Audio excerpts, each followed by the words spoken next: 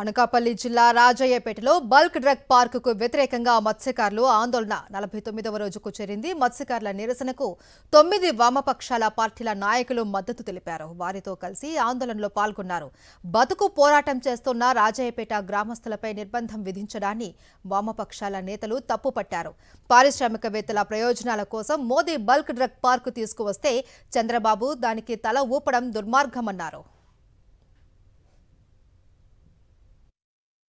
మోడీ కేంద్ర ప్రభుత్వం గుజరాత్ లో పెట్టకుండా గుజరాత్ వ్యాపారస్తుల కోసం ఇక్కడ పెట్టడానికి పూనుకుంటే చంద్రబాబు నాయుడు గారు తలూపి ఇక్కడ దీన్ని ఏదో రకంగా తీసుకొని చేయాలని చెప్పడం అనేది చాలా దుర్మార్గమైనటువంటిది. ఇప్పటికైనా సరే ప్రభుత్వం దీన్ని ఉపసంహరించుకొని ప్రజల అభివృద్ధికి, గ్రామంలో మంచినీళ్ళు లేవు, రహదారులు లేవు, వాళ్ళు వేట లేనటువంటి రోజులు వాళ్ళకి ఉపాధి లేదు, చదువుకున్న వాళ్ళకి ఉద్యోగాలు లేవు, పక్కనే ఉన్నటువంటి హెట్రో వల్ల చాలా సమస్యలు ఎదుర్కొంటున్నారు, వాళ్ళ ప్రాణాలకే ముప్పు వస్తూ ఉంది, క్యాన్సర్లు ఎదుర్కొంటున్నారు. వీటన్నిటి నుంచి వాళ్ళకి భద్రత కల్పించే సంక్షేమాన్ని అభివృద్ధి చేయాల్సినటువంటి ప్రభుత్వం వాళ్ళ ఉనికినే లేకుండా దెబ్బతీస్తామని చెప్పడం అనేటువంటి చాలా దారుణమైనటువంటి విషయం.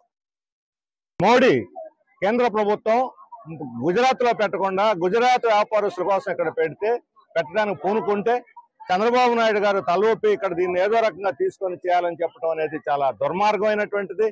ఇప్పటికైనా సరే ప్రభుత్వం దీన్ని ఉపసంహరించుకొని ప్రజల అభివృద్ధికి, గ్రామంలో మంచినీళ్ళు లేవు, రహదారులు లేవు, వాళ్ళు వేట లేనటువంటి రోజులు వాళ్ళకి ఉపాధి లేదు, చదువుకున్న వాళ్ళకి ఉద్యోగాలు లేవు, పక్కనే ఉన్నటువంటి హెట్రో వల్ల చాలా సమస్యలు ఎదుర్కొంటున్నారు, వాళ్ళ ప్రాణాలకే ముప్పు వస్తూ ఉంది, క్యాన్సర్లు ఎదుర్కొంటున్నారు. వీటన్నిటి నుంచి వాళ్ళకి భద్రత కల్పించే సంక్షేమాన్ని అభివృద్ధి చేయాల్సినటువంటి ప్రభుత్వం వాళ్ళ ఉనికినే లేకుండా దెబ్బతీస్తామని చెప్పడం అనేటువంటి చాలా దారుణమైనటువంటి విషయం.